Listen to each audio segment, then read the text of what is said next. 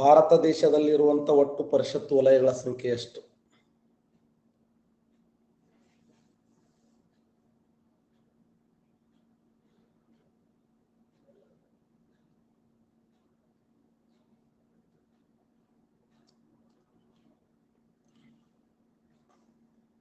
Total 6 ಪರಿಷತ್ ವಲಯಗಳು. 6 ಪರಿಷತ್ ವಲಯಗಳು ಅಥವಾ ಆಡಳಿತ ವಲಯಗಳು ಅಂತ ಕರಿತೀವಿ.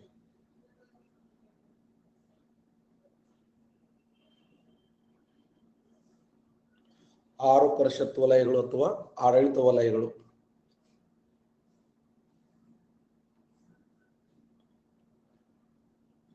ಸಂಪೂರ್ಣ ಪರಿಷತ್ ವಲಯಗಳ ಸಂಖ್ಯೆ ಎಷ್ಟು? ಯಾರು ಇರ್ತಾರೆ ಅಧ್ಯಕ್ಷರು?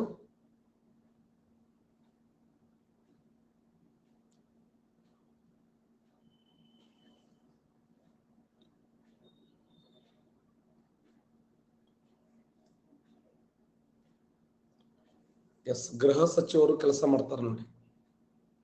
ಗೃಹ ಸಚಿವರು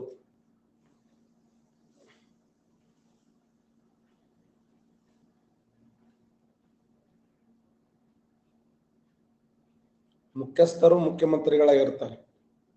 ಕರ್ನಾಟಕ ಯಾವ ಪರಿಷತ್ ವಲಯದಲ್ಲಿ ಬರುತ್ತದೆ ಅಂದ್ರೆ ದಕ್ಷಿಣ ಪರಿಷತ್ ವಲಯದಲ್ಲಿ ಬರ್ತದೆ.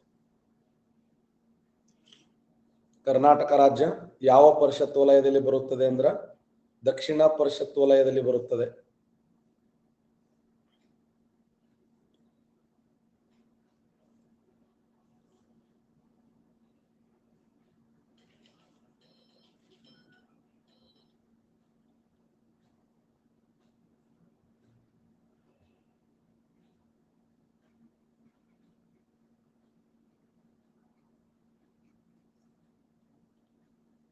ಅಡ್ವೊಕೇಟ್ ಜನರಲ್ ಬಗ್ಗೆ ತಿಳಿಸುವ ಸಂವಿಧಾನದ ವಿಧಿ ಯಾವುದು?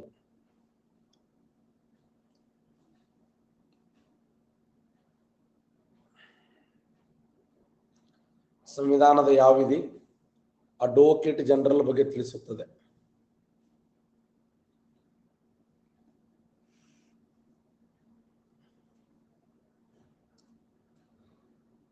ನೂರ 65ನೇ ವಿಧಿ ನೋಡಿ.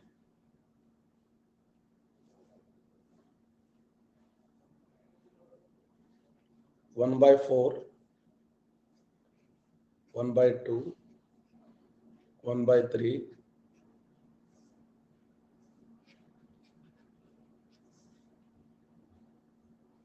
2/3.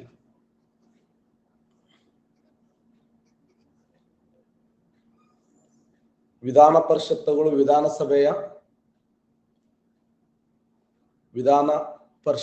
ವಿಧಾನಸಭೆಯ ಎಷ್ಟರಷ್ಟು ಮೀರಬಾರದು?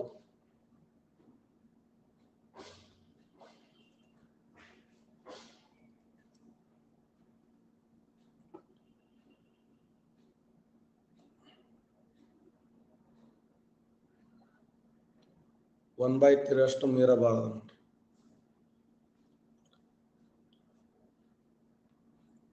ಉದಾಹರಣೆ, ಕರ್ನಾಟಕ ರಾಜ್ಯ 224 ಇದೆ ಅಂತಂದ್ರೆ 3 ಅಂದ್ರೆ ನಮ್ಮ ಕರ್ನಾಟಕ ರಾಜ್ಯದ ವಿಧಾನ ಪರಿಷತ್ತಿನ ಸಂಖ್ಯೆ 75 ಜನ ಸಂಖ್ಯೆ ಇರ್ತಾರೆ ನೋಡಿ. MLCಗಳ ಸಂಖ್ಯೆ 75.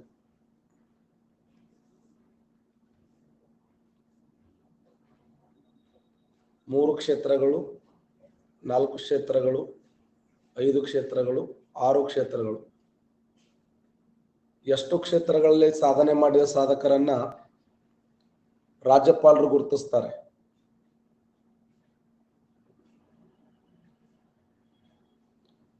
ಎಷ್ಟು ಕ್ಷೇತ್ರಗಳಲ್ಲಿ ಸಾಧನೆ ಮಾಡಿದ ಸಾಧಕರನ್ನ ರಾಷ್ಟ್ರಪತಿಗಳು ಗುರುತಿಸ್ತಾರೆ, ರಾಜ್ಯಪಾಲರು?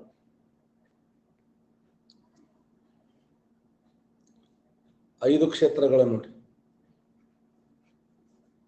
5 ಯಾವುವು? Loss plus cooperative. ಈ 5 ಕ್ಷೇತ್ರಗಳು ಯಾವಂದ್ರ loss plus cooperative, literature, art, science, social service and ಮತ್ತೆ ಸಹಕಾರ ಸಂಘಗಳು. ಈ 5 ಕ್ಷೇತ್ರಗಳಲ್ಲಿ ಸಾಧನೆ ಮಾಡಿದ ಸಾಧಕರನ್ನ ಗುರುತಿಸುತ್ತಾರೆ.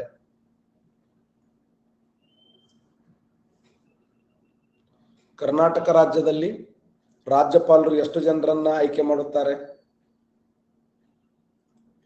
12 ಜನರನ್ನ, 8 ಜನರನ್ನ, 4 ಜನರನ್ನ, 11 ಜನರನ್ನ. ಈ ಕ್ಷೇತ್ರದಲ್ಲಿ ಸಾಧನೆ ಮಾಡಿದ ಸಾಧಕರನ್ನ ಎಷ್ಟು ಜನರನ್ನ ಆಯ್ಕೆ ಮಾಡ್ತಾರೆ ರಾಜ್ಯಪಾಲರು?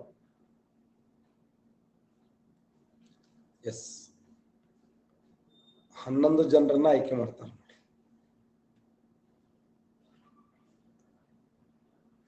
ರಾಷ್ಟ್ರಪತಿಗಳು ರಾಜ್ಯಸಭೆಗೆ ಎಷ್ಟು ಜನರನ್ನ ಆಯ್ಕೆ ಮಾಡ್ತಾರೆ?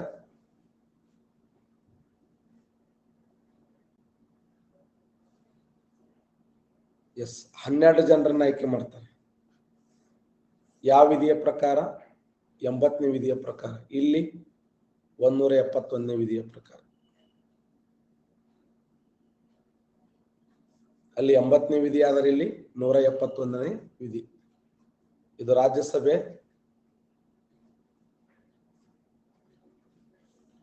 ಇದು ವಿಧಾನ ಪರಿಷತ್.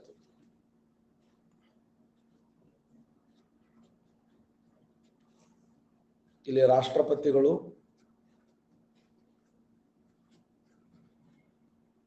ಇಲ್ಲಿ ರಾಜ್ಯಪಾಲರು.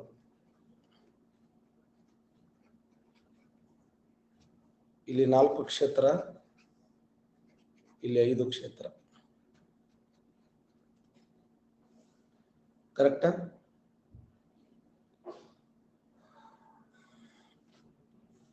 ಎಷ್ಟು ಜನ ಸದಸ್ಯರನ್ನ? 12 ಜನ. ಇಲ್ಲಿ 11 ಜನ ಸದಸ್ಯರನ್ನ 80ನೇ ವಿಧಿಯ ಪ್ರಕಾರ, 171ನೇ ವಿಧಿಯ ಪ್ರಕಾರ ರಾಜ್ಯಸಭೆಗೆ, ವಿಧಾನ ಪರಿಷತ್ತಿಗೆ, ರಾಷ್ಟ್ರಪತಿಗಳು, ರಾಜ್ಯಪಾಲರು, loss plus cooperative.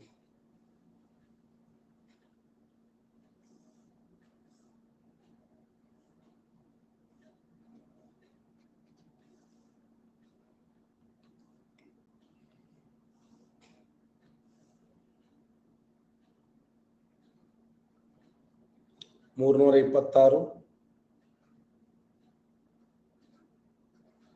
300A,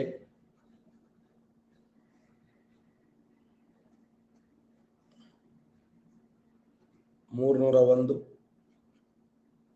279A. ಯಾವುದು ಮೂಲಭೂತ ಹಕ್ಕುಗಳನ್ನು ಹೊರತುಪಡಿಸಿ ಕಾನೂನಾತ್ಮಕವಾಗಿರುವಂತಹ ಹಕ್ಕು ಆಗಿರುವುದಿಲ್ಲ. ಮೂಲಭೂತ ಹಕ್ಕುಗಳನ್ನು ಹೊರತುಪಡಿಸಿ ಕಾನೂನಾತ್ಮಕ ಹಕ್ಕು ಆಗಿರುವುದಿಲ್ಲ.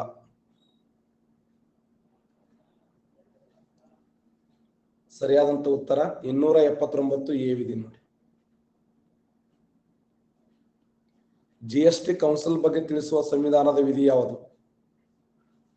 GST ಕೌನ್ಸಿಲ್ ಬಗ್ಗೆ ತಿಳಿಸುವ ಸಂವಿಧಾನದ ವಿಧಿ ಯಾವುದಂದ್ರೆ 279A ವಿಧಿ. 326ನೇ ವಿಧಿ, 300A ವಿಧಿ, 301ನೇ ವಿಧಿ, 265ನೇ ವಿಧಿ. ಈ 4 ವಿಧಿಗಳದವಲ್ಲ, ಇವು ಆರಂಭದಲ್ಲಿ ಮೂಲಭೂತ ಹಕ್ಕುಗಳೇ. ಮೂಲಭೂತ ಹಕ್ಕುಗಳಿಂದ ಹೊರಗುಳಿದಂತ ಪ್ರೆಸೆಂಟ್ ಕಾನೂನಾತ್ಮಕವಾಗಿರುವಂತಹ ಹಕ್ಕುಗಳೇ. 379A ವಿಧಿ GST ಕೌನ್ಸಿಲ್ ಬಗ್ಗೆ ಹೇಳ್ತದೆ. GST ಕೌನ್ಸಿಲದ ಅಧ್ಯಕ್ಷರು ಯಾರಾಗಿರ್ತಾರೆ? ಪ್ರಧಾನಮಂತ್ರಿ, ರಾಷ್ಟ್ರಪತಿ, ಉಪರಾಷ್ಟ್ರಪತಿ,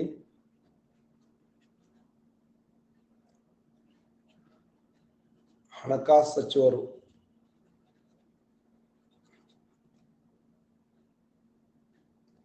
ಯಾರಿರ್ತಾರೆ?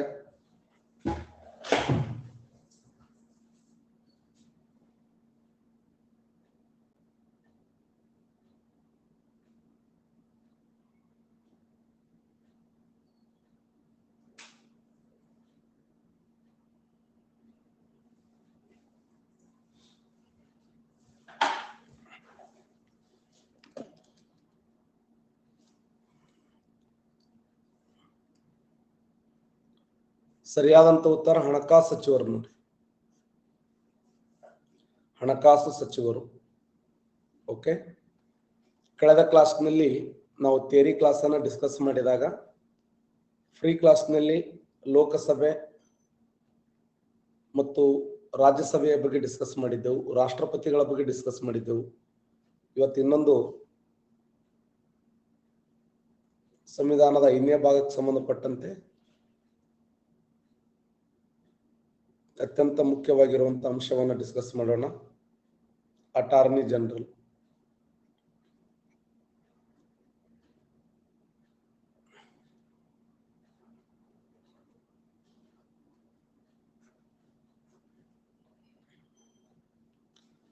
ಅಟಾರ್ನಿ ಜನರಲ್ ನಮ್ಮ ಭಾರತ ಸಂವಿಧಾನದಲ್ಲಿ ಅತ್ಯಂತ ಮುಖ್ಯವಾಗಿರುವಂತಹ ಒಂದು ಭಾಗ. ಬಹಳ ಸಲ ರಿಪೀಟ್ ಆದ ಪ್ರಶ್ನೆ ಏನು ಅಂದ್ರೆ, ಅಟಾರ್ನಿ ಜನರಲ್ ಅವರ ಬಗ್ಗೆ ಹೇಳುವ ಸಂವಿಧಾನದ ವಿಧಿ ಯಾವುದು ಅಂತೇಳಿ 2020 KS ಕ್ವಶನ್ ಕೇಳಿದ್ದ. ನಿಮ್ಗೆಲ್ಲ ಗೊತ್ತದೆ. ಭಾರತ ಸಂವಿಧಾನದ ಯಾವ ವಿಧಿ ಅಂದ್ರೆ 76ನೇ ವಿಧಿ. ಕರೆಕ್ಟ್?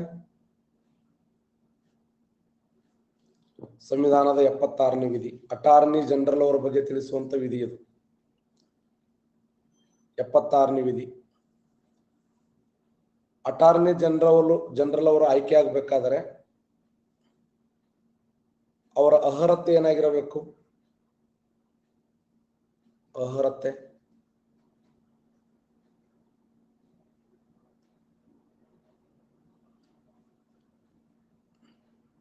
S, very good.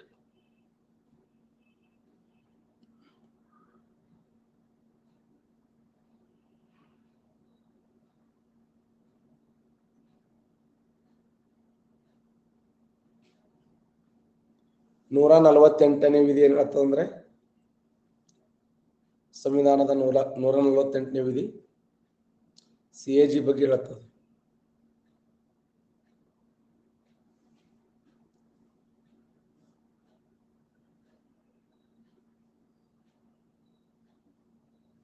ಅರ್ಹತೆಯ ಬಗ್ಗೆ ಮಾತನಾಡುವಂತ ವಿಧಿ.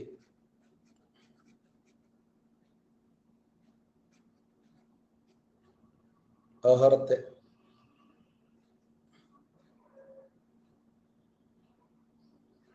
ಏನಂದ್ರ ಸುಪ್ರೀಂ ಕೋರ್ಟಿನ ನ್ಯಾಯಾಧೀಶರಾಗಲು ಅರ್ಹರಾಗಿರಬೇಕು. ಸುಪ್ರೀಂ ಕೋರ್ಟಿನ ನ್ಯಾಯಾಧೀಶರ ಅರ್ಹತೆಯನ್ನು ಹೊಂದಿರಬೇಕು. ಒಬ್ಬ ಸುಪ್ರೀಂ ಕೋರ್ಟಿನ ನ್ಯಾಯಾಧೀಶ ಯಾವ ಅರ್ಹತೆಗಳನ್ನು ಹೊಂದಿರಬೇಕು ಆ ಅರ್ಹತೆಯನ್ನ ಇಲ್ಲಿ ಹೊಂದಿರಬೇಕಂದ್ರೆ ಕಾನೂನು ಪಂಡಿತನಾಗಿರಬೇಕು, ಸಾಕಷ್ಟು ನ್ಯಾಯಾಲಯಗಳಲ್ಲಿ ಏನು ವಾದ ವಿವಾದಗಳನ್ನು ಮಾಡಿರಬೇಕು, ಕಾನೂನು ಪಂಡಿತನಾಗಿರಬೇಕು, ರಾಷ್ಟ್ರಪತಿಗಳ ದೃಷ್ಟಿಯಲ್ಲಿ ಕಾನೂನು ಪಂಡಿತನಾಗಿ ಸೇವೆ ಮಾಡಿರ್ತಕ್ಕಂಥ ವ್ಯಕ್ತಿ ಇಲ್ಲಿ ಅಟಾರ್ನಿ ಜನರಲ್ ಅವರಾಗಿ ಆಯ್ಕೆ ಆಗ್ತಾರೆ. ಅರ್ಹತೆ ಸುಪ್ರೀಂ ಕೋರ್ಟಿನ ನ್ಯಾಯಾಧೀಶರಾಗುವ ಅರ್ಹತೆಯನ್ನ ಹೊಂದಿರಬೇಕು. ನಂಬರ್ 2, ಇವ್ರನ್ನ ನೇಮಕ ಮಾಡೋರು ಯಾರು? ನೇಮಕ ಮಾಡ್ತಾರೆ? ಅಟಾರ್ನಿ ಜನರಲ್ ಅವರನ್ನ ನೇಮಕ ಮಾಡೋರು ಯಾರು? ರಾಷ್ಟ್ರಪತಿಗಳ ನೇಮಕ ಮಾಡ್ತಾರೆ.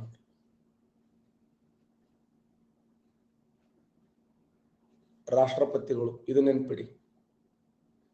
ನೇಮಕ ಮಾಡೋರು ಯಾರಂದ್ರ ರಾಷ್ಟ್ರಪತಿಗಳು. ಹಾಗಾದ್ರೆ ಇವ್ರಿಗೆ ಪ್ರಮಾಣ ವಚನ ಬೋಧಿಸೋರು ಯಾರು?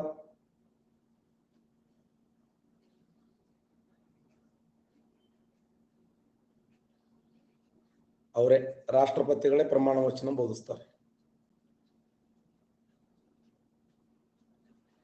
ಆಯ್ಕೆ ಮಾಡೋರು ರಾಷ್ಟ್ರಪತಿಗಳೇ, ಪ್ರಮಾಣ ವಚನ ಬೋಧಿಸೋರು ರಾಷ್ಟ್ರಪತಿಗಳೇ.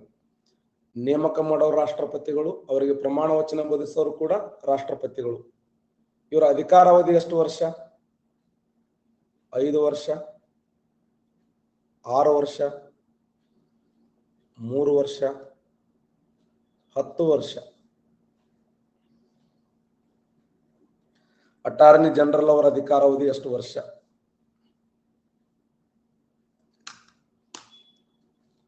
ಅಟಾರ್ನಿ ಜನರಲ್ ಅವರ ಅಧಿಕಾರಾವಧಿ ಎಷ್ಟು ವರ್ಷ ಸಂವಿಧಾನದಲ್ಲಿ?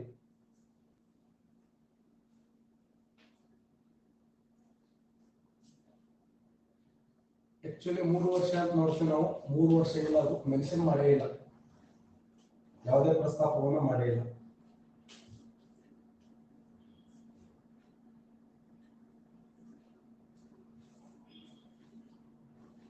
ಸಂವಿಧಾನದಲ್ಲಿ ಪ್ರಸ್ತಾಪ ಮಾಡಿಲ್ಲ. ರಾಷ್ಟ್ರಪತಿಯವರ ಇಚ್ಛೆ ಇರುವವರೆಗೆ ಮಾಡ್ತಾರೆ ಅಂದ್ರೆ ಸೇವೆಯನ್ನು ಸಲ್ಲಿಸ್ತಾರೆ. ರಾಷ್ಟ್ರಪತಿಯವರ ಇಚ್ಛೆ ಇರುವವರೆಗೆ ಅವರು ಸೇವೆಯನ್ನು ಸಲ್ಲಿಸ್ತಾರೆ. ನಿಮ್ಮ ಹಣೆ ಬಾರ 29% ಹಾಕಿರೇನು? ಸರಿಯಾದಂತ ಉತ್ತರ 3 ವರ್ಷಗಳ ಕಾಲ ಇರ್ತದೆ. ಬಟ್ ವಿಶೇಷ ಏನು ಅಂತಂದ್ರೆ ರಾಷ್ಟ್ರಪತಿಯವರ ಇಚ್ಛೆ ಇರುವವರೆಗೆ ಅವ್ರು ಕಂಟಿನ್ಯೂ ಮಾಡ್ತಾರೆ ಅಷ್ಟೇ. ರಾಷ್ಟ್ರಪತಿಯವರ ಇಚ್ಛೆ ಇರುವವರೆಗೆ ಅವರೇ ನಿರ್ಧಾರ ಮಾಡ್ತಾರೆ.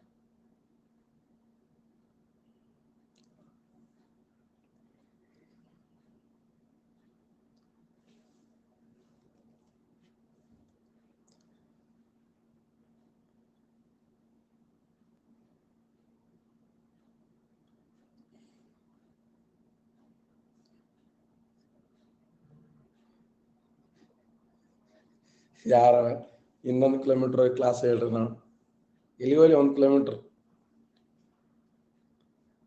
ನೋಡಿ. ಅಟಾರ್ನಿ ಜನರಲ್ ಭಾರತ ಸಂವಿಧಾನದ ಯಾವ ಭಾಗದಲ್ಲಿ ಅಂದ್ರೆ 5ನೇ ಭಾಗದಲ್ಲಿ. ವಿಧಿ ಎಷ್ಟು ಅಂತಂದ್ರೆ 76ನೇ ವಿಧಿ. ಸಾಮಾನ್ಯವಾಗಿ ರಾಷ್ಟ್ರಪತಿಯವರನ್ನು ಏನಂತ ಕರೀತಾರೆ? ಯಾರು ಹೇಳ್ತಾರೆ?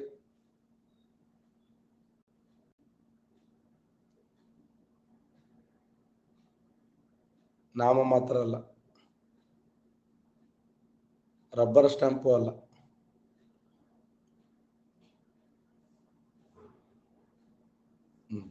ಅಟಾರ್ನಿ ಜನರಲ್ ಅವರನ್ನು ಏನಂತ ಕರೀತಾರೆ ಹೇಳಿ?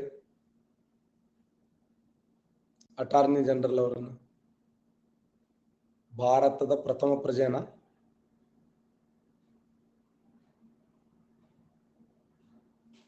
ಭಾರತದ ಪ್ರಥಮ ಕಾನೂನು ಅಧಿಕಾರಿ ಅಂತೇಳಿ ಕರೀತಾರೆ. ಯಾರ ಕಾನೂನು ನಾಯ? ನಾವು ಇದ್ರ ಕಾನೂನು ನಾಯಿ ನೋಡೋದಕ್ಕಂಗೆಲ್ಲ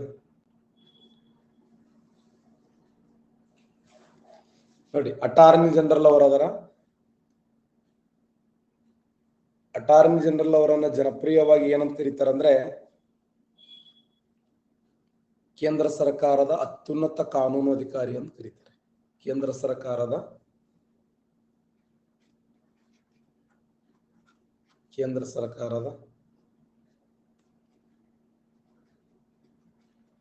ಅತ್ಯುನ್ನತವಾದ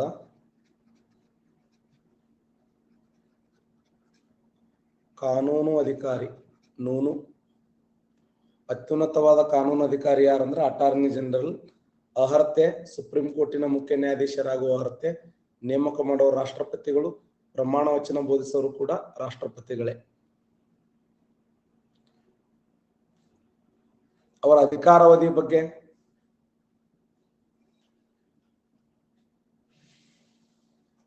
ಅಧಿಕಾರದ ಅವಧಿಯ ಬಗ್ಗೆ ಪ್ರಸ್ತಾಪವಿಲ್ಲ ನೋಡಿ. ಪ್ರಸ್ತಾಪವಿಲ್ಲ.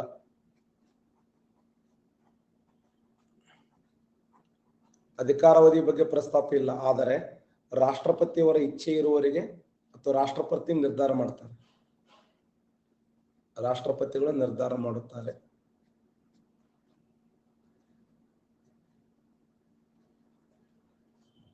ರಾಷ್ಟ್ರಪತಿಗಳ ನಿರ್ಧಾರದವರೆಗೆ ಅವರು ಏನ್ ಮಾಡ್ತಾರೆ ಅಂದ್ರೆ ಮುಂದುವರಿತಾರೆ. ಇನ್ನು ಇವರ ವೇತನ ಎಲ್ಲಿಂದ ಕೊಡ್ಲಾಗ್ತದೆ?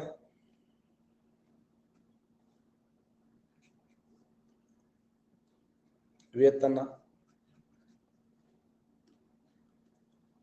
ಅಟಾರ್ನಿ ಜನರಲ್ ಅವರ ವೇತನವನ್ನು ಎಲ್ಲಿಂದ ಕೊಡ್ಲಾಗ್ತದೆ?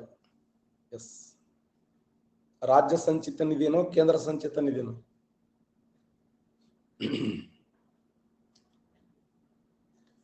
ಎಸ್, ಎಲ್ಲಿಂದ ವೇತನವನ್ನು ಕೊಡಲಾಗ್ತದೆ ಅಂದ್ರ ಕೇಂದ್ರ ಸಂಚಿತ ನಿಧಿಯಿಂದ ಹಣವನ್ನು ಕೊಡಲಾಗ್ತದೆ. ಸಂಚಿತ ನಿಧಿ. ಕೇಂದ್ರ ಸಂಚಿತ ನಿಧಿಯ ಬಗ್ಗೆ ಮಾತನಾಡುವ ವಿಧಿ ಎಕ್ಸಲೆಂಟ್. 266ನೇ ವಿಧಿ ನೋಡಿ. ಭಾರತ ಸಂವಿಧಾನದ 266ನೇ ವಿಧಿಯ ಪ್ರಕಾರ ವೇತನವನ್ನ ಕೇಂದ್ರ ಸಂಚಿತ ನಿಧಿಯಿಂದ ಒದಗಿಸಲಾಗುತ್ತದೆ. ಕೇಂದ್ರ ಸಂಚಿತ ನಿಧಿಯಿಂದ ವೇತನವನ್ನು ಕೊಡಲಾಗ್ತದೆ. ಸಾದಿಲ್ವಾರ್ ನಿಧಿಯ ಬಗ್ಗೆ ಮಾತನಾಡುವ ವಿಧಿ ಯಾವುದು? ಸಾದಿಲ್ವಾರ್ ನಿಧಿಯ ಬಗ್ಗೆ ಎಸ್ 267. ಸಾದಿಲ್ವಾರ್ ನಿಧಿ ಯಾರ ಹತೋಟಿಯಲ್ಲಿ ಇರ್ತದ?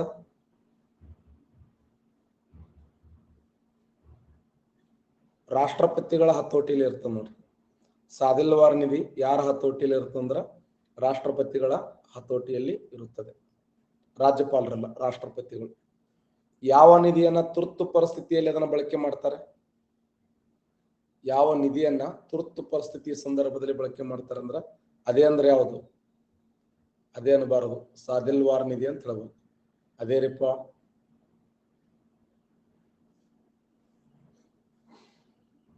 ಇದೇ ರೀಪ ಏನದು?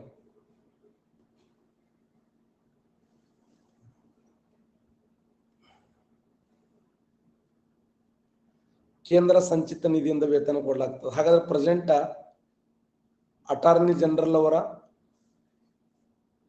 ವೇತನ ಎಷ್ಟಿದೆ?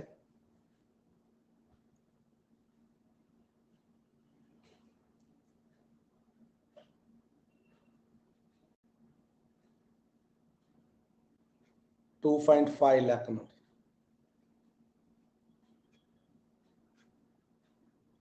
$2,50,000. ಇದನ್ನು ವರ್ಷಕ್ಕೆ ತಿಂಗಳಿಗೆ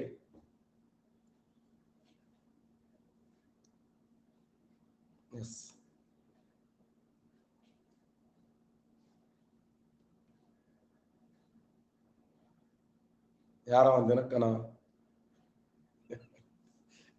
ವೇತನ ತಿಂಗಳಿಗೆ, ಇದು ತಿಂಗಳ. ಕೇಂದ್ರ ಸಂಚಿತ ನಿಧಿಯನ್ನು ನೀಡಲಾಗುತ್ತದೆ. $2,50,000 ವೇತನವನ್ನು ಒದಗಿಸಲಾಗುತ್ತದೆ. ನೆನಪಿಡಿ. ಹಾಗಾದ್ರೆ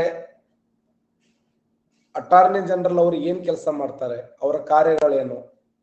ಅಧಿಕಾರ ಮತ್ತು ಕಾರ್ಯಗಳು. ಅಧಿಕಾರ ಮತ್ತು ಕಾರ್ಯಗಳು. ಪಾಯಿಂಟ್ ನಂಬರ್ 1 ನಾನು ಆಗಲೇ ಡಿಸ್ಕಸ್ ಮಾಡಿದೆ ನಿಮಗೆ. ಕೇಂದ್ರ ಸರ್ಕಾರಕ್ಕೆ ಕಾನೂನು ಸಲಹೆ ನೀಡ್ತಾರೆ.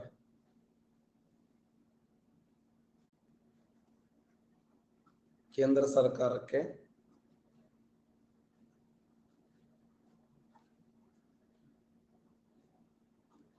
ಕಾನೂನು ಸಲಹೆ ನೀಡುತ್ತಾರೆ.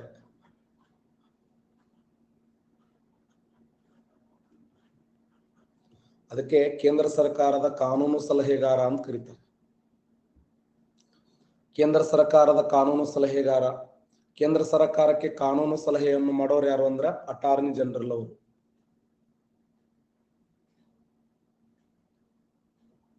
ಮತ್ತೆ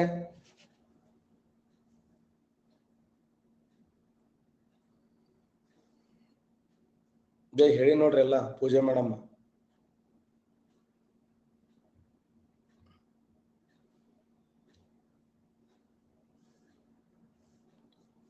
ಕೇಂದ್ರ ಸರ್ಕಾರದ ಕಾನೂನು ಸಲಹೆ ನೀಡ್ತಾರೆ ಕೇಂದ್ರ ಸರ್ಕಾರಕ್ಕೆ. ಇನ್ನು ಎರಡನೇ ಕೆಲಸ ಏನಂದ್ರ ಕೇಂದ್ರ ಸರ್ಕಾರದ ಪ್ರಮುಖ ಮೊಕದ್ದಮೆಗಳನ್ನ ಇವರೇ ವಹಿಸ್ತಾರೆ. ಕೇಂದ್ರ ಸರ್ಕಾರದ ಪರವಾಗಿ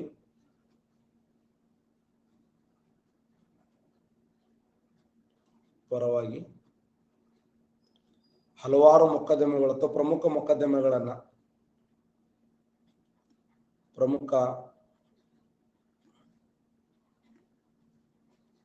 ಮೊಕದ್ದಮೆಗಳನ್ನ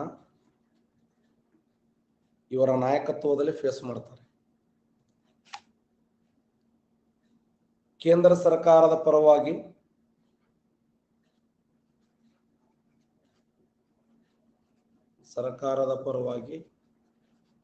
supreme court, high court, session court, ಜಿಲ್ಲಾ ನ್ಯಾಯಾಲಯ ಅಷ್ಟೇ ಅಲ್ಲ, ದೇಶದ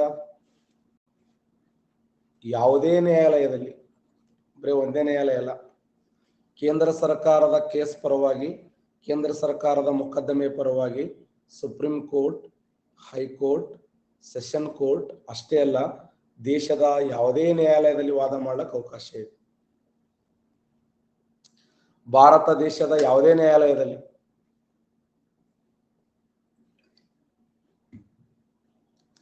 ಇಡೀ ಭಾರತ ದೇಶದ ಯಾವುದೇ ನ್ಯಾಯಾಲಯದಲ್ಲಿ ವಾದ ಮಾಡಲಿಕ್ಕೆ ಅವಕಾಶ ಇದೆ.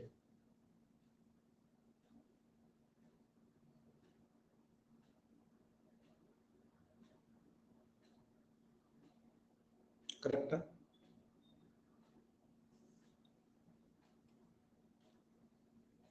ಕೇಂದ್ರ ಮತ್ತು ರಾಜ್ಯಗಳ ಮಧ್ಯೆ ಜಗಳ ಆಗಿರುತ್ತದೆ ಯಾವುದೋ ಒಂದು ಕಾರಣಕ್ಕೆ. ಆ ಕೇಂದ್ರ ಮತ್ತು ರಾಜ್ಯಗಳ ಮಧ್ಯೆ ಜಗಳ ಆದಾಗ ಕೇಂದ್ರ ಸರ್ಕಾರದ ಪರವಾಗಿ ಅವರು ಹೈಕೋರ್ಟ್ ನಲ್ಲಿ ವಾದ ಮಾಡಕ್ಕೆ ಅವಕಾಶ ಇದೆ. ಹಾಗಾದ್ರೆ ಕೇಂದ್ರ ಸರ್ಕಾರದ ಪರವಾಗಿ ಸುಪ್ರೀಂ ಕೋರ್ಟ್ ಆಗಿರಬಹುದು, ಹೈಕೋರ್ಟ್ ಆಗಿರಬಹುದು, ಮತ್ತೆ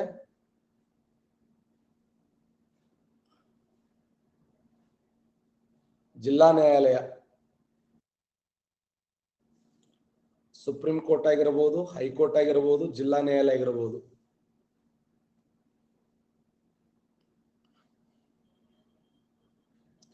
ಮತ್ತೆ ಇನ್ನೊಂದು ವಿಶೇಷ ಏನು, ಇವರು ಸಂಸತ್ ಅಧಿವೇಶನಗಳಲ್ಲಿ ಭಾಗವಹಿಸುತ್ತಾರೆ.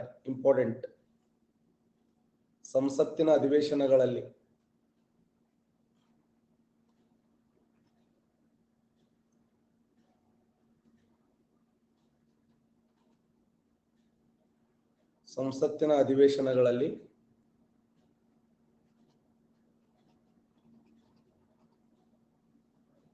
ಭಾಗವಹಿಸುತ್ತಾರೆ.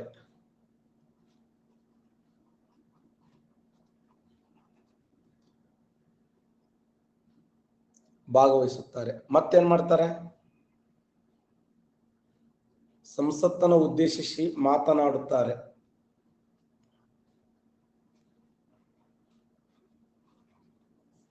ಸಂಸತ್ತಿನಲ್ಲಿ ಭಾಗವಹಿಸ್ತಾರೆ,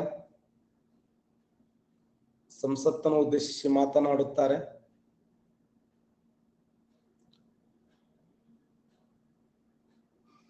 ಮತ್ತೆ ಸಂಸತ್ತಿನ ಸಮಿತಿಯ ಸದಸ್ಯರಾಗ್ತಾರೆ.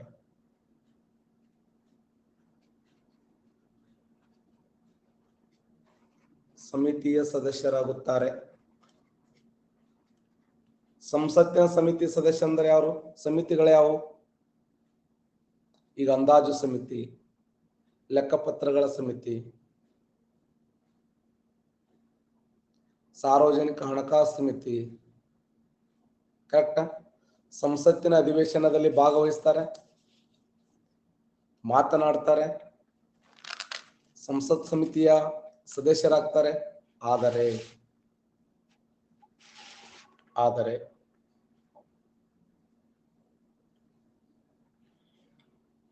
ಇದೇ ಇಂಪಾರ್ಟೆಂಟ್.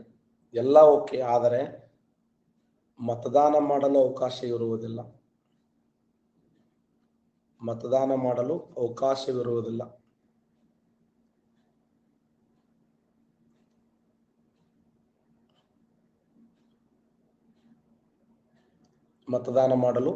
ಇರುವುದಿಲ್ಲ. ಎದಕ್ಕೆ ಮತದಾನ ಮಾಡಬೇಕಲ್ಲಿ?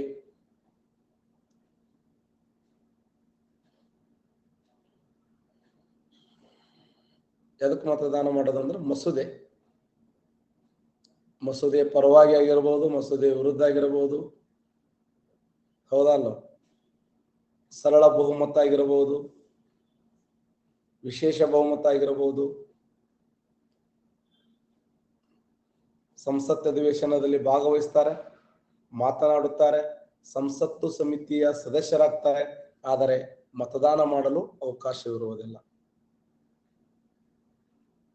ಇದು ಅಟಾರ್ನಿ ಜನರಲ್ ಅವರಿಗೆ ಸಂಬಂಧಪಟ್ಟಿರ್ತಕ್ಕಂಥದ್ದು. ಭಾರತ ದೇಶದ ಮೊದಲ ಅಟಾರ್ನಿ ಜನರಲ್ ಯಾರು? ಭಾರತದ ಪ್ರಥಮ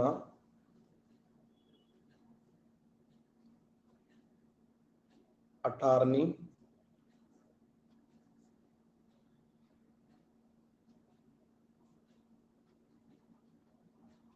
ಯಾರು?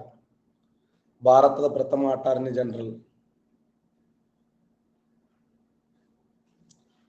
MC ಸೆಟಲ್ವಾಡ್. ನೋಡಿ,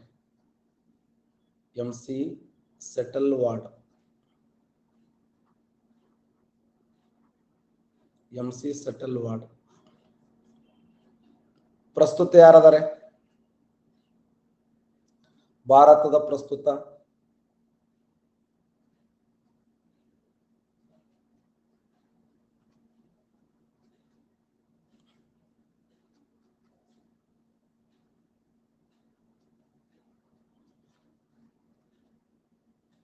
ಪ್ರೆಸೆಂಟ್ ಯಾರದಾರ? ಎಸ್. ಆರ್ ವೆಂಕಟರಮಣ.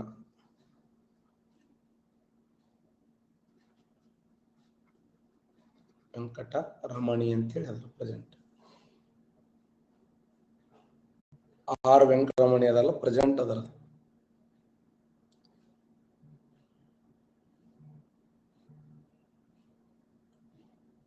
ಇದು ಅಟಾರ್ನಿ ಜನರಲ್ ಅವರಿಗೆ ಸಂಬಂಧಪಟ್ಟಿರ್ತಕ್ಕಂಥ ಅಂಶ. ಅಟಾರ್ನಿ ಜನರಲ್ ಅವರ ಬಗ್ಗೆ ತಿಳಿಸುವ ವಿಧಿ ಯಾವುದಂತ ಕೇಳಿದಾಗ ಯಾವ ವಿಧಿ? 76ನೇ ವಿಧಿ. ಹೌದಲ್ಲ? ಕೇಂದ್ರ ಸರ್ಕಾರದ ಅತ್ಯುನ್ನತವಾದ ಕಾನೂನು ಅಧಿಕಾರಿಯಾಗಿ, ಕೇಂದ್ರ ಸರ್ಕಾರದ ಪ್ರಮುಖ ಕಾನೂನು ಅಧಿಕಾರಿಯಾಗಿ ಸೇವೆಯನ್ನು ಮಾಡ್ತಾರೆ. ಇವರ ಅರ್ಹತೆ ಬಂದಾಗ ಸುಪ್ರೀಂ ಕೋರ್ಟಿನ ನ್ಯಾಯಾಧೀಶರು ಏನು ಅರ್ಹತೆ ಹೊಂದಿರ್ತಾರಲ್ಲ, ಮುಖ್ಯ ನ್ಯಾಯಾಧೀಶರ ಅರ್ಹತೆಯನ್ನು ಹೊಂದಿರ್ತಾರೆ. ನೇಮಕ ಮಾಡುವವರು ರಾಷ್ಟ್ರಪತಿಗಳು, ಪ್ರಮಾಣ ವಚನ ಬೋಧಿಸುವವರು ಕೂಡ ರಾಷ್ಟ್ರಪತಿಗಳು. ಅಧಿಕಾರಾವಧಿ ಬಗ್ಗೆ ಯಾವುದೇ ಪ್ರಸ್ತಾಪ ಇಲ್ಲ. ವೇತನ ಕೇಂದ್ರ ಸರ್ಕಾರದ ಸಂಚಿತ ನಿಧಿ 266ನೇ ವಿಧಿಯ ಪ್ರಕಾರ ಅವರ ವೇತನ ಪ್ರೆಸೆಂಟ್ 2,50,000 ರೂಪಾಯಿ ಇದೆ ಪರ್ ಮಂತ್. ಅಧಿಕಾರ ಮತ್ತು ಕಾರ್ಯಗಳನ್ನು ನೋಡಿದಾಗ ಕೇಂದ್ರ ಸರ್ಕಾರದ ಕಾನೂನು ಸಲಹೆಯನ್ನು ನೀಡ್ತಾರೆ. ಕೇಂದ್ರ ಸರ್ಕಾರ ಪರವಾಗಿ ಮೊಕದ್ದಮೆಗಳನ್ನು ಸ್ವೀಕಾರ ಮಾಡ್ತಾರೆ. ಕೇಂದ್ರ ಸರ್ಕಾರದ ಪರವಾಗಿ ಸುಪ್ರೀಂ ಕೋರ್ಟ್, ಹೈಕೋರ್ಟ್ ಮತ್ತು ಜಿಲ್ಲಾ ನ್ಯಾಯಾಲಯ ಅಷ್ಟೇ ಅಲ್ಲ, ದೇಶದ ಎಲ್ಲಾ ನ್ಯಾಯಾಲಯಗಳಲ್ಲಿ ಭಾಗವಹಿಸ್ತಾರೆ. ಇನ್ನು ಸಂಸತ್ತಿನ ಅಧಿವೇಶನದಲ್ಲಿ ಭಾಗವಹಿಸ್ತಾರೆ, ಮಾತನಾಡುತ್ತಾರೆ. ಸಂಸತ್ತಿನ ಸಮಿತಿಯ ಸದಸ್ಯರಾಗಿ ಸೇವೆ ಮಾಡ್ತಾರೆ. ಆದರೆ ಯಾವ ಅಧಿಕಾರ ಹೊಂದಿರುವುದಿಲ್ಲ ಅಂದ್ರೆ ಮತದಾನ ಮಾಡುವಂತ ಅಧಿಕಾರವನ್ನ ಹೊಂದಿರುವುದಿಲ್ಲ. ಭಾರತದ ಪ್ರಥಮ ಅಟಾರ್ನಿ ಜನರಲ್ ಯಾರಂದ್ರ MC ಸೆಟಲ್ವಾಡ. ಪ್ರಸ್ತುತ ಯಾರಂದ್ರ ಆರ್ ವೆಂಕಟರಮಣ. ಇಲ್ಲಿಗೆ attorney general complete.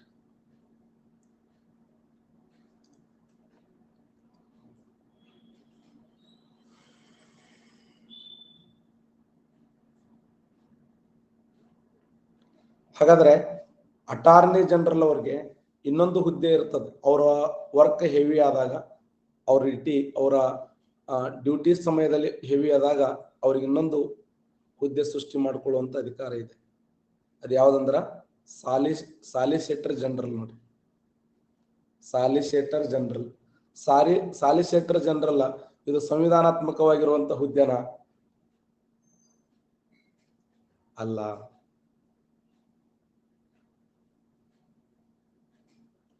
Present Tushar Mehta ಅವರು ಅದಾರೆ. ಮೊದಲು ಯಾರಿದ್ರು? ಭಾರತದ ಮೊದಲ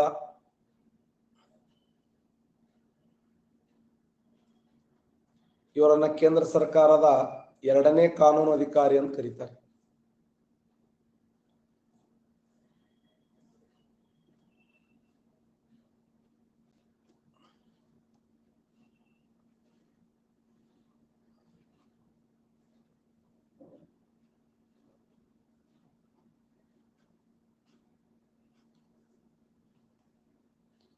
ಇದು ಸಂವಿಧಾನಾತ್ಮಕವಾಗಿರುವಂತ ಹುದ್ದೆ ಅಲ್ಲ.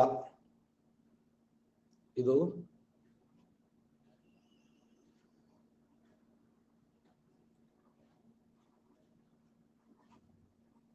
ಸಂವಿಧಾನಾತ್ಮಕವಾಗಿರುವಂತ ಹುದ್ದೆ ಅಲ್ಲ.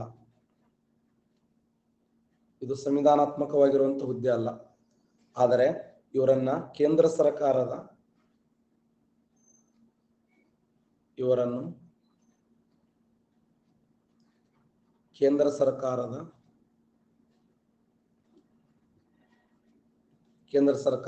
ದ್ವಿತೀಯ ಕಾನೂನು ಅಧಿಕಾರಿ ಅಂತ ಕರೀತಾರೆ. ದ್ವಿತೀಯ ಕಾನೂನು ಅಧಿಕಾರಿ. ಯಾರನ್ನು ಕೇಂದ್ರ ಸರ್ಕಾರದ ದ್ವಿತೀಯ ಕಾನೂನು ಅಧಿಕಾರಿ ಎಂದು ಕರೆಯುತ್ತಾರಂದ್ರ ಸಾಲಿಸಿಟರ್ ಜನರಲ್. ಸಂವಿಧಾನಾತ್ಮಕವಾಗಿರುವಂತ ಹುದ್ದೆ ಅಲ್ಲ ಇದು. ಇವರನ್ನ ಕೇಂದ್ರ ಸರ್ಕಾರದ ದ್ವಿತೀಯ ಕಾನೂನು ಅಧಿಕಾರಿ ಅಂತ ಹೇಳಿ ಕರೀತಾರೆ.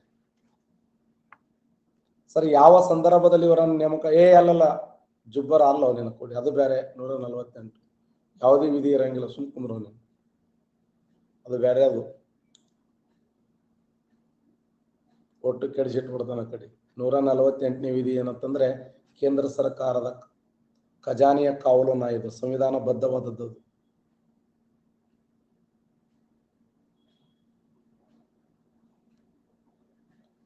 ಕಂಟ್ರೋಲರ್ ಅಂಡ್ ಎಡಿಟರ್ ಜನರಲ್ ಅದು.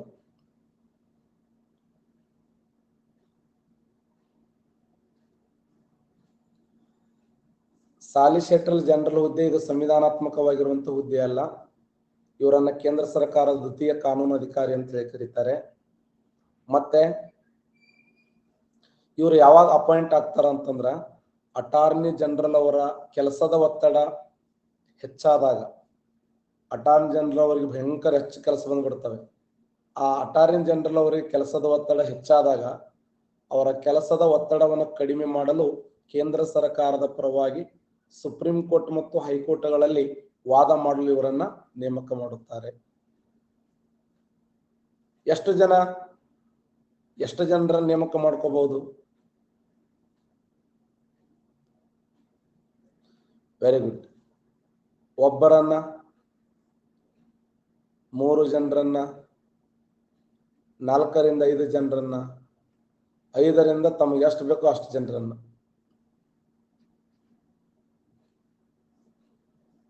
ಎಸ್, ಸರಿಯಾದಂತ ಉತ್ತರ 3 ರಿಂದ 4 ಜನರನ್ನು.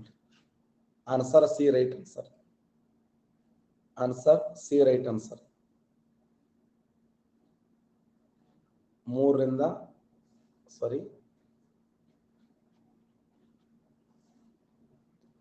ರಿಂದ 5 ಜನರನ್ನ ನೇಮಕ ಮಾಡ್ಕೊಳ್ಳೋಕೆ ಅವಕಾಶ ಇದೆ ನೋಡಿ. 4 ರಿಂದ 5 ಜನರನ್ನು ಸಹಾಯ ಮಾಡಲು 4 ರಿಂದ 5 ಜನ.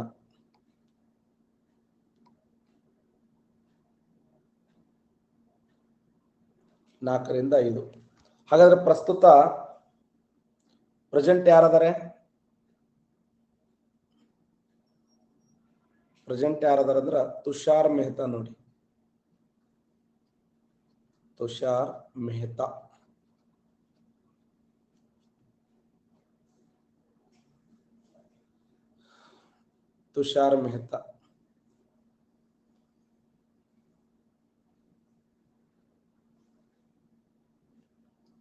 ಇದು ಸಾಲಿಸಿಟರ್ ಜನರಲ್ ಹುದ್ದೆಗೆ ಸಂಬಂಧಪಟ್ಟಿರತಕ್ಕಂಥ ಅಂಶ.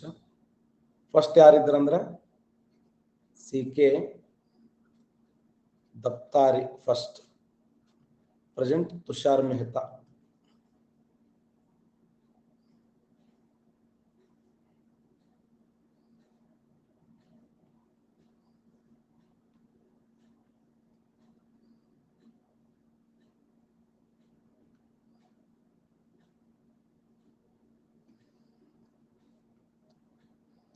PSI 2008ರಲ್ಲಿ ಕೇಳಿದ ಪ್ರಶ್ನೆ.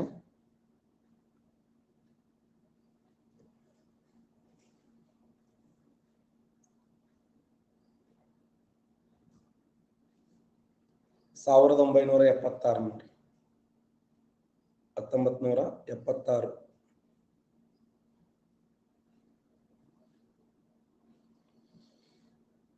ಎಷ್ಟು ಸೇರ್ಪಡೆ ಮಾಡಲಾಯ್ತು ಆ ಸಮಯದಲ್ಲಿ? ಎಸ್, 10. ಯಾವ ದೇಶದ ಸಂವಿಧಾನದಿಂದ ಅಬಕ್ಕೆನ್ನಲಾಯಿತು?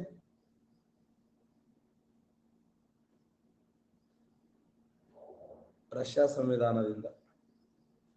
ಅಂದು ಯಾರು ದೇಶದ ಪ್ರಧಾನಮಂತ್ರಿಗಳಾಗಿದ್ದರು?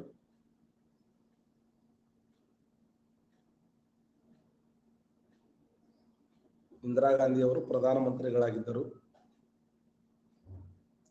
ಗಾಂಧಿ ಅವರು ಪ್ರಧಾನಮಂತ್ರಿಗಳಾಗಿದ್ದರು.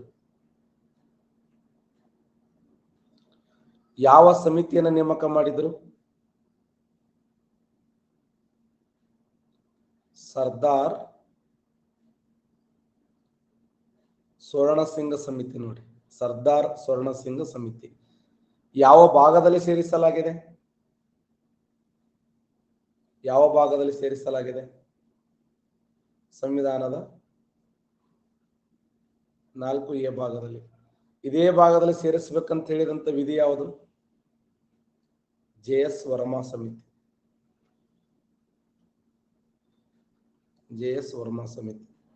ಪ್ರಸ್ತುತ ಸಂವಿಧಾನದಲ್ಲಿ ಎಷ್ಟು ಮೂಲಭೂತ ಕರ್ತವ್ಯಗಳದಾವೆ? 11 ಮೂಲಭೂತ ಕರ್ತವ್ಯಗಳು ನ್ಯಾಯಸಮ್ಮತವಾಗಿವೆ. ನೋ ನೈ ನಕೋ ಏನು ಹಂಗಂದ್ರೆ ಏನು ಅಂತಂದ್ರ ನ್ಯಾಯಾಲಯಗಳಲ್ಲಿ ಪ್ರಶ್ನೆ ಮಾಡಕ್ ಅವಕಾಶ ಇಲ್ಲ. ಒಂದು ವೇಳೆ ಅವು ಏನಾದರೂ ಉಲ್ಲಂಘನೆ ಆದರೆ ನ್ಯಾಯಾಲಯಗಳಲ್ಲಿ ಪ್ರಶ್ನೆ ಮಾಡ್ಲಕ್ ಅವಕಾಶ ಇಲ್ಲ. ಸಮಾಜವಾದಿ, ಜಾತ್ಯತೀತ ಎಂಬ ಪದಗಳನ್ನ PSI 2008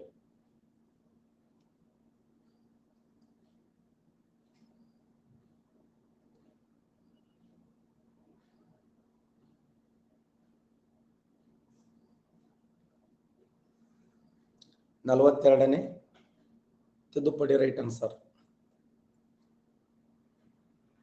ಇದು ಸಂವಿಧಾನದ ಅತ್ಯಂತ ದೊಡ್ಡದಾಗಿರುವಂತ ತಿದ್ದುಪಡಿ. PSI 2008ರಲ್ಲಿ ಕೇಳಿದ ಪ್ರಶ್ನೆ, ಮಾನವ ಹಕ್ಕುಗಳಲ್ಲಿ ಈ ಕೆಳಗಿಂದ ಯಾವ್ದು ಸೇರಿಲ್ಲ ಅಂದ್ರ ಗೌರವ ಮತ್ತು ಘನತೆ ಹಕ್ಕು. ರಾಜ್ಯಪಾಲರ ಆಜ್ಞೆಯ ಪರಮಾಧಿಕಾರ ಎಷ್ಟು ಅವಧಿವರೆಗೆ ಇರ್ತದೆ? ಸುಗ್ರೀವಾಜ್ಞೆ ರಾಜ್ಯಪಾಲರದ್ದು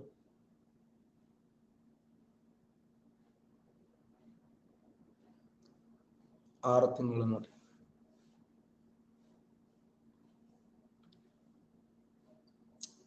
PSI 2009ರಲ್ಲಿ ಕೇಳಿದ ಪ್ರಶ್ನೆ,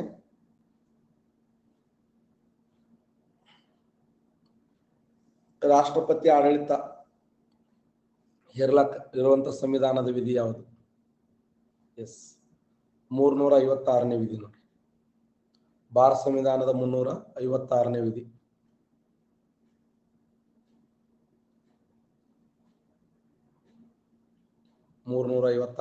ವಿಧಿ. ಸದಸ್ಯನಲ್ಲದ ವ್ಯಕ್ತಿಯಾಗಿರುವ ಸಂಸತ್ತಿನ ಕಲಾಪಗಳಲ್ಲಿ ಭಾಗವಹಿಸುತ್ತಾರೆ.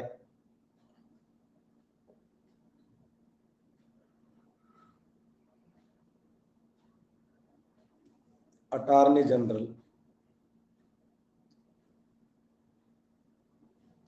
ಸಂಸತ್ತಿನ ಸದಸ್ಯರಾದ್ರೂ ಕೂಡ ಭಾಗವಹಿಸೋರು ಅವರೇ. ವ್ಯಕ್ತಿ ಸ್ವಾತಂತ್ರ್ಯದ ಬಹುದೊಡ್ಡ ಚಿಹ್ನೆ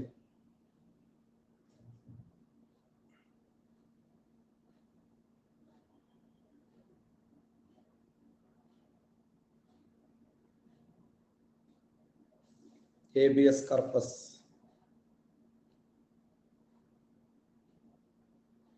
ಒಬ್ಬ ವ್ಯಕ್ತಿ ಅಕ್ರಮ ಬಂಧನದ ವಿರುದ್ಧ ಹೊರಡಿಸುವಂತ writ habeas corpus. What is your authority? Quo warranto. PSI 2009ರಲ್ಲಿ ಕೇಳಿದ ಪ್ರಶ್ನೆ, ಮಹಿಳಾ ರಾಷ್ಟ್ರೀಯ ಆಯೋಗ ರಚನೆಯಾಗಿದ್ದು ಸಂಸತ್ತಿನ ನಿರ್ಬಂಧನೆಯಿಂದ. ಅಲ್ಪಸಂಖ್ಯಾತ ಸರ್ಕಾರದ ಮುಖ್ಯಸ್ಥರಾಗಿರಲಿಲ್ಲ.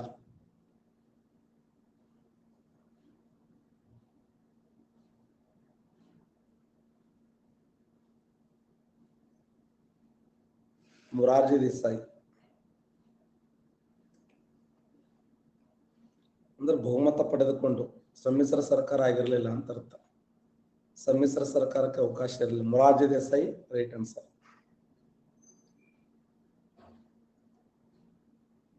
ಭಾರತದಲ್ಲಿ ಪ್ರಜೆಯಾಗಲು ಈ ಕೆಳಗಿನ ಯಾವ ನಿಯಮ ಅನ್ವಯವಾಗುವುದಿಲ್ಲ? ಜನನ, ಸಂಸತ್ತಿನ ಮೂಲಕ, ಆಸ್ತಿ ಗಳಿಕೆ. ಶಬಾಷ್, ಆಸ್ತಿ ಗಳಿಕೆ ರೈಟ್. ಯಾರಿಂದ ಸಲಹೆಯನ್ನು ಪಡೆಯುತ್ತಾರೆ ಅಂದ್ರೆ ಪ್ರಧಾನಮಂತ್ರಿ ನೇತೃತ್ವದ ಸಚಿವ ಸಂಪುಟದಿಂದ ಸಲಹೆಯನ್ನು ಪಡಿತಾರೆ.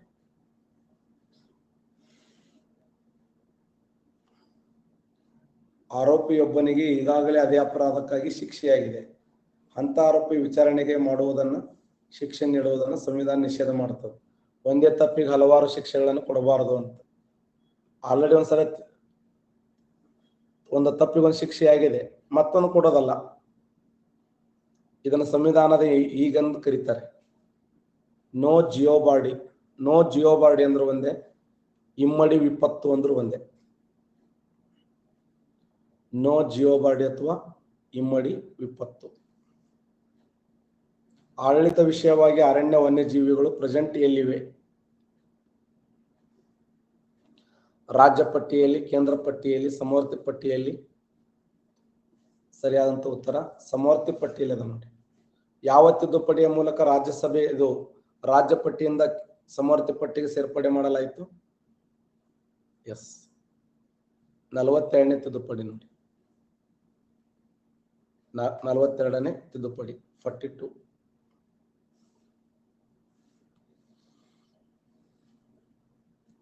ಹತ್ತೊಂಬತ್ತು 1935 ಕಾಯ್ದೆ ಪ್ರಕಾರ ಈ ಕೆಳಗಿನ ಯಾವ ದೇಶ ಇಬ್ಬಾಗವಾಯಿತಂದ್ರ ಬರ್ಮಾ ದೇಶ. ಭಾರತ ದೇಶದಿಂದ ಬರ್ಮಾ ಅಥವಾ ಮಯನ್ಮಾರ್ ಇಬ್ಬಾಗವಾಗಿದ್ದು ಯಾವ ಕಾಯ್ದೆ ಪ್ರಕಾರ ಅಂದ್ರ 1935 ಕಾಯ್ದೆ. ಅದಕ್ಕೆ 1935 ಕಾಯ್ದೆಯನ್ನ ಭಾರತ ಸಂವಿಧಾನದ ನೀಲನಕ್ಷೆ ಅಂತ ಕರಿತೀವಿ. 1937ರಲ್ಲಿ ಇಂದು ಇಬ್ಬಾಗವಾಯಿತು. ಇದನ್ನ ಏನ್ ಕರೀತಾರೆ ಅಂದ್ರೆ ಮಯನ್ಮಾರ್ ಅಂತ ಕರೀತಾರೆ. ಮಯನ್ಮಾರ್ ಬಲಿಷ್ಠ ಇಂಜಿನ್ ಇದೆ, ಅದರ ಬೆಕ್ಕ ಇಲ್ಲ ಅಂತ ಕರೀತಾರೆ ಅದನ್ನು.